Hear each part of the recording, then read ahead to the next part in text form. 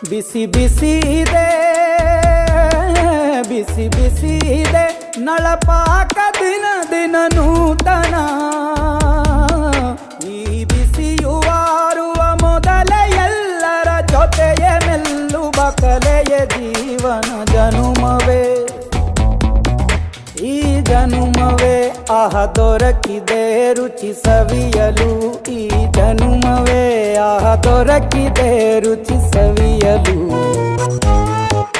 ಈ ಜಗವಿದೆ ನವರಸಗಳ ಉಣಬಡಿಸಲು.